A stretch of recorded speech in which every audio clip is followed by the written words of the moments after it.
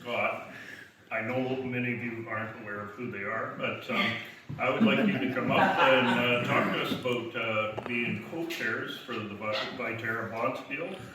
And I'm very pleased that you're not going to talk about the mayor turning the wrong direction out on the ice for the opening ceremony. And welcome.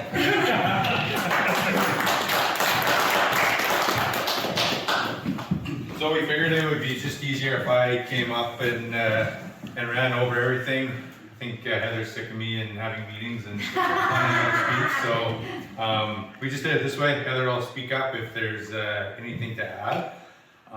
So yeah, I just kind of outlined it that I'm going to talk a little bit about the planning process, what went on with it, and then I'll dive into what happened that week, how things went at the Yellowhead and that whole timeline.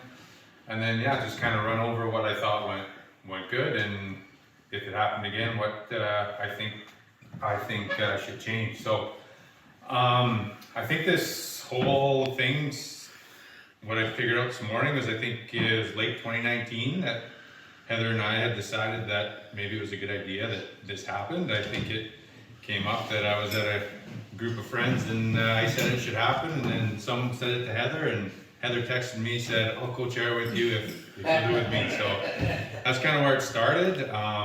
We talked to the Yellowhead board, and they were on board with it happening, and the curling club was as well. So that's kind of when things got going. So I think it was March 2020 was my first communication with Curl Manitoba that were interested in doing it, would like to do it. That spring there was lots of communication happening back and forth, and they thought they had an opening for and I think it was the 2022 Viterras. Might have been 21, but I think it was the 2022 Viterras was the original plan for us to host. And then obviously through COVID and all those challenges, that was a moving plan, but yeah, that's kind of where it started. The thing that kind of for me felt like the process was real and was actually happening, December 2021, Carberry hosted the Scotties. The event had started and they called us, would you guys like to buy this big platform that we have our VIP seating in and all that type of thing. So even though we didn't have a hosting agreement signed with Curl Manitoba, I guess it was between Heather and Wanda and I, we decided let's buy it, and that was kind of like, we're in. Let's do that. Fishing shack. Well, that's awesome. So yeah, that's when to me it kind of felt like things were real and it was happening. Then about a year ago, we Heather and I designed an executive. To me, this was kind of one of the tougher jobs because the executive is a pretty important part of this event, and you need good people on it that have a lot of get up and go. We have to be really careful. Don't just pick our friends. We need different people with different expertise, different friend groups, different reach. So there was a lot of time and thought put into putting that together. And then our first executive meeting was sometime last February. So that's when the ball really got going. We designed a budget. This was just, Curl Manitoba does a good job of sending out reports of past events that happened, what worked, what didn't work. So we just 100% designed this budget off the 2019 Viterras in Burton. We felt that it was, and I wasn't there, so I don't really know, but by the sounds of it, it was really well done, and it just was a well-run event. So that's just kind of what we put our footprint on, and we relied on that report actually a lot through the whole process. But we designed a budget to hopefully shoot for $100,000. So that's what our goal was from the start, and yeah, we moved on. And spring 2022, sponsorship was kind of a focus at this point. Sponsorship was a big part of the budget, and in order to get into a business's budget, you need to start early. I know one of the last times Neepawa hosted, if you're looking to get into their budget in December to get a check in January, it can be pretty tough to have happen. So we decided that we need to get out early with sponsorship, and that was kind of one of the big jobs last spring. We had got our logo designed, which doesn't sound like much, but there's a lot of ins and outs, what Girl Manitoba wants, what Viterra wants, and it got used a lot. So that took more time than I felt it should have, but that was one of the jobs, and then I think clothing was quoted out. And that was a job that didn't necessarily have to happen at that point, but that was one that got rolling. I kind of wanted to just leave it for the summer, do as little as possible all summer with it. Obviously with being a farmer, I have other things to worry about, and I thought maybe let's just leave it. We'll be busy enough with it for the fall and winter. And I think in general we were pretty good about it. Yeah, there's minor stuff in the summer, but anyways, we kept to a minimum all summer. Fall harvest kind of dragged on, and then it was kind of middle of September. I was sitting in the combine thinking, we got a lot of work to do. And I think it was by, I can't really remember when in October, but probably Thanksgiving, somewhere around there, we had our another executive meeting, and things really got going then. It was at that one or the next meeting. We kind of met monthly after that. And yeah, at that one or the one after, we started the volunteer recruitment process, designing ticket packages, which was, we didn't spend a ton of time, but that's a pretty big decision. I mean, no, so that was a big one. Sponsorship was still on the go, booking off hotel rooms, and that was kind of, I think in early November is when marketing of the event started. So just radio, print, social media, just all the moving parts that when you're at the event you don't may or may not realize all what goes on, but there's a lot of different parts to that process that need to get moving in the right direction. So I felt in that that October meeting, it was very, oh my, we got a lot of work to do. And then by the November, December meetings, it was like, felt like things were rolling along, and we were in cruise control. So and I did by no means touched on all the different, like there was an on ice committee, the bar committee, entertainment, media. So they were all doing their own thing. We had a good executive that some had done this when Neepawa hosted in the past, some with new ideas type thing, but they were all good people that once they were given what they needed to do, they were really good at running with it. And then kind of January this year, it was by the middle of January, things were in place, but there was lots of final details, and that's when my email inbox and text messages were crazy. There was lots of them, and I mean, like on that note, I don't know how the 10 years ago or 15 years ago when it was hosted, how you would have done it without a cell phone and email, because doing that all by phone call would be a nightmare.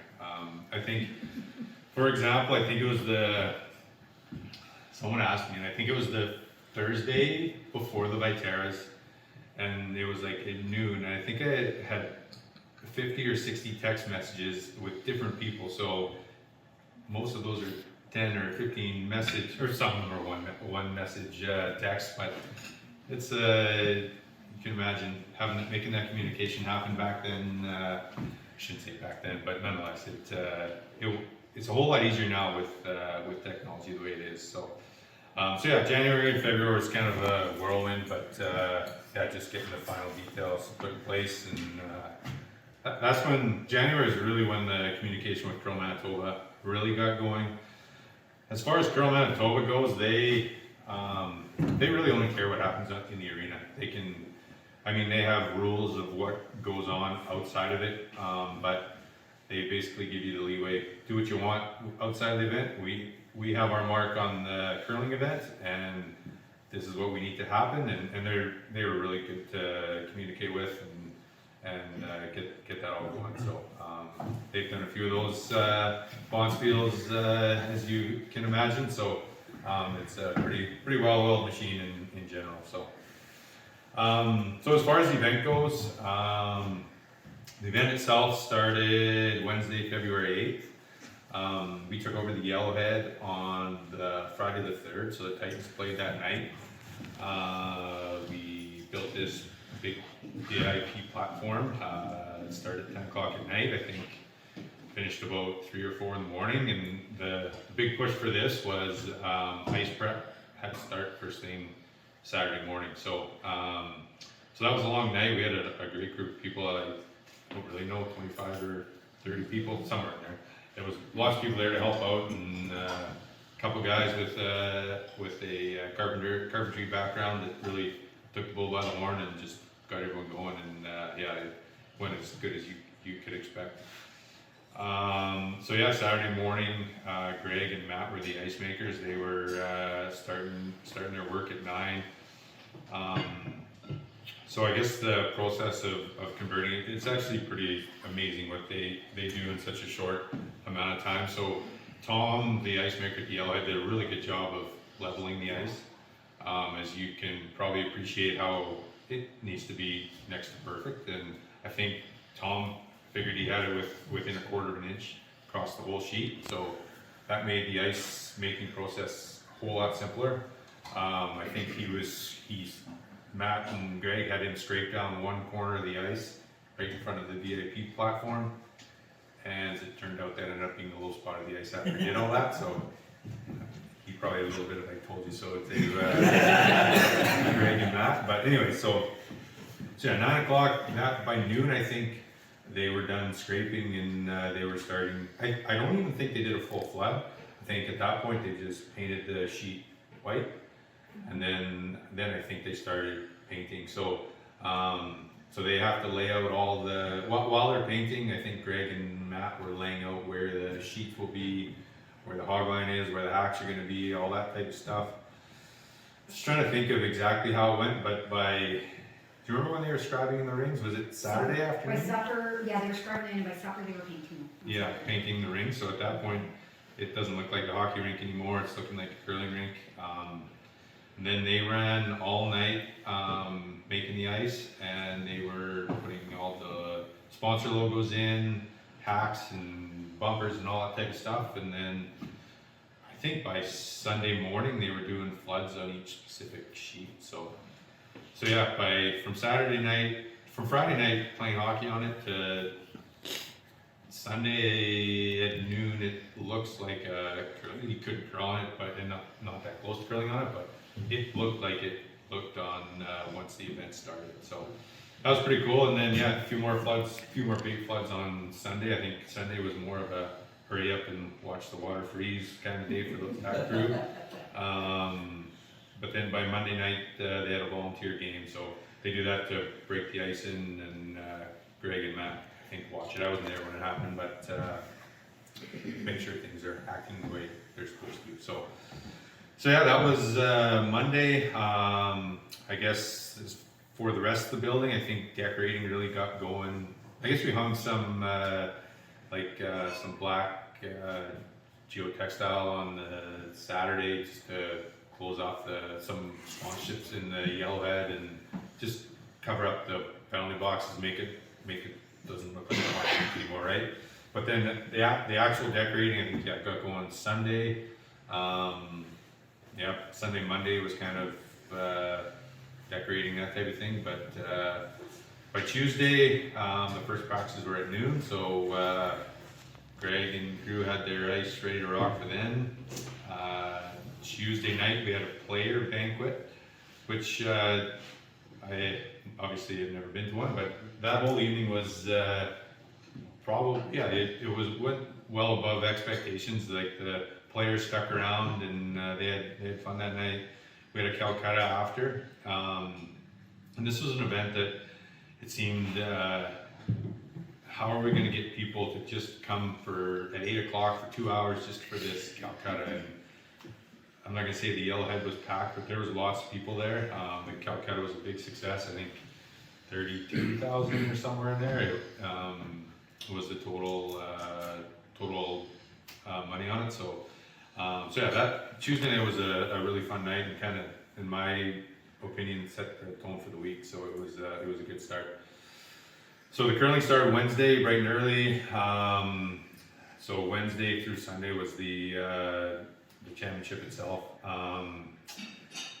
32 teams, and there's whole bunch of different ways they could qualify, but Curl Manitoba has this whole process. 32 teams we had. It's a double knockout, so 2 losses, you're out. So yeah, they get it down to 8 teams by Friday night. So there's 4 core teams that were done Wednesday night. They got one day and 2 games in, but then yeah, Thursday, Friday was teams getting eliminated, and then yeah, by Friday night we're down to our final 8 teams.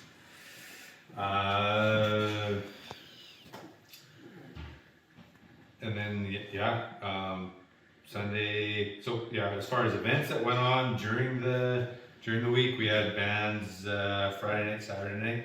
Friday night was our big night, and Gary kind of had a good idea with a steak supper, and I think it was an awesome idea. It was an excuse for the people that weren't curling fans.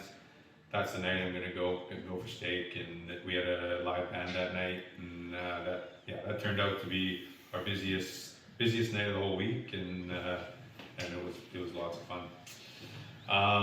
The finals were Sunday at 2:30. Probably the 2 teams that were expected to be there were in it. And Matt Dunstone's team ended up winning it, and then I'm going to say 30 seconds after it was finished, people were ready to start taking down and start turning back into ice. So it's a weird hour because the Dunstone team's out there trying to celebrate with their family. We're trying to let's get this taken down. Anyways, by 9 o'clock. Really, I think that platform was loaded on trailers before that, but by 9, I think we were out of there, and the arena was ready for the Zamboni to start scraping.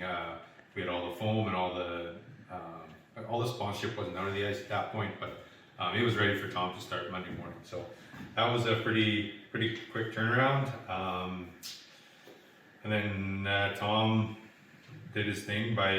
By Monday night, it looked like you could play hockey out there. There was lots of stuff that he had to do yet, but yeah, by Monday night they were, I think, starting to flood again. And Wayne, you'll know, was it Wednesday night they started playing hockey on it again? Yeah. So that was how that went. So, and this is all my opinion. There might be, Heather probably has different opinions on this, but nonetheless, what I thought went good for the event. So, according to our budget, ticket sales was a massive win. I had budgeted 45,000 for ticket sales. We had 60,000 ticket sales. There was a couple things that I think were in our favor there. There was, I don't know, 5 or 6 Carberry teams there, and probably 7 or 8 or 9 that had connections to Carberry. So there was a pretty good draw from Carberry that probably put us over the top in that, and the weather was phenomenal. It was right around 0. Thursday, there was some crummy roads Thursday morning, but I mean, other than that, weather was perfect. It was warm. There was no excuse. I'd rather stay home and watch it on TV. So yeah, that went well. As I previously mentioned, steak night was I thought went over really well. We sold, I think we cooked 300 steaks. Somewhere between 250 and 300 was the range we had for steak supper that night.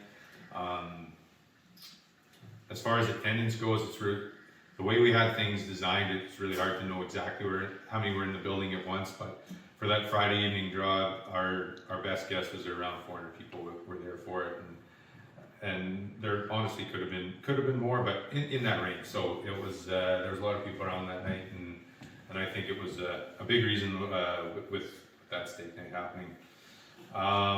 Sponsorship was another big win. We had 82,000 in gross sponsorship dollars. Those are, this is just a guess, but probably 3/4 of those are just local businesses wanting to help out, make this event successful. So that's a lot of money, and really what turns in a lot of what turns into profit at the end of the day. So without all those companies that did that, it wouldn't have been possible. I thought the use of the VIP platform, and this was kind of came from Dad, and kind of what I took from what happened in the past, they'd build this great big VIP area and spend a whole bunch of money and time and labor doing it, and at the end of the day it seemed like it wasn't full, and they didn't turn it into ticket sales. The way we designed it, our sponsorship packages had tickets, but we also sold 15-day passes each day for access to there, and so we sold 4 of the 5 days, right? Yeah, so that just right in those ticket sales, we turned that into $6,000 of ticket sales. So I felt that was just making use of that VIP platform felt like a big win in my opinion. The Calcutta was another good one. I thought the live streaming. So in the past, you'd kind of look at this exposure to the event as almost a negative as a host, because now the only way to come watch it is not to come down to the arena to watch it. You can sit at home and watch it. But I think the live streaming was a good way to, that Chromato puts it on. We ran a progressive 50-50, an online progressive 50-50 that we advertised on during the live streaming. So in my opinion, we kind of got some of those lost ticket sales, turned that into revenue through the 50-50, and I mean, it's just good exposure for the event, for the town, for curling in general, right? So I thought they did a good job of that. Then at the end of the day, it was a massive fundraiser. So we don't have a final exact number, but it's right around $100,000 that we're gonna raise. So this is gonna be split 50-50 with the Yellowhead and Curling Club. Two very worthy causes that there's a lot of people in the area that use these facilities. So as I'm sure all you can appreciate, 50,000 will certainly be a help. I mean, it's not going to build a new building for that, or like, it won't take very long to spend $50,000, but it's a help, right? So at the end of the day, that's what we set out to do, was to raise a bunch of money, and mission accomplished. A few things that I thought that we could have done better, maybe if we did it again. There was a few complaints about ticket pricing, ticket structure. So we had week passes, daily passes, or evening passes. There was lots of people that wanted to come in and watch the noon game, for example. So in the future, maybe we can just design it so we have draw passes and you're policed coming in and out at the doors going into the Yellowhead itself. Then that way people, if they want to come down for lunch, they can just come in the doors, have lunch. We gain a little bit of revenue that way. That all being said, one of our biggest wins was ticket sales. So obviously the way it was structured worked good. So if you had 5 people that bought the ticket, you hear about that one that didn't. It sounds bad, but at the end of the day, it was a success, but something that should be considered. As far as volunteers go, I never really talked about this a whole lot, but in general, and we based this a lot on Verdon's schedule, but in general, we were way overstaffed, and I'm sure a lot of you guys that were working the bar felt that way for sure. But I think we got to spend some more time designing those and really critically thinking of what needs to be open when and what doesn't. And I mean, you always want to have every bar open and sell every last beer that you hope you can, but I mean, we had the hall open at 10 a.m. or maybe even 9:30. When you have another bar in the lobby that can serve those 5 beers before lunch, then small things like that. But in general, and you do want to make sure your staff, last thing you want is volunteers that are run off their feet, but we definitely could have went a little thinner there. Something that, and this may be more of a curling club thing, but a push to get a Neepawa team. There are no competitive Neepawa teams that curl at that level.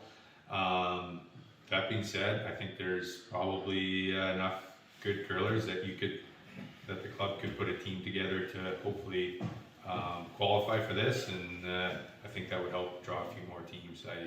There's like seeing the field that was there. There's definitely curlers that are good enough in Neepawa to compete at that. So I think in the future that's something that could or should get done. And the other thing, and this is more of a high level thing, is there a model that doesn't require quite as many sponsorship dollars? Like I said, we needed $82,000 in sponsorship. Is there a way that we could design this to still turn a $100,000 profit without going with a handout to everybody in the area? So obviously this model has this is where we've come to as the best way to do it. So there's obviously a reason for it, but to be able to host this event, like in my opinion, I think you could probably only host it 7 or 10 years between volunteers and sponsorship dollars, where if you got that sponsorship need off the table, maybe you can start hosting it more often, and it can be just part of the Yellowheads or the Curling Club's budget, that every 5 years you're hosting a big event like this, and that's your fundraising dollars, right? So it's not an easy answer how you get to that, but I think that's what could change with it. So yeah, that's kind of my Cole's notes of what went on and how it went.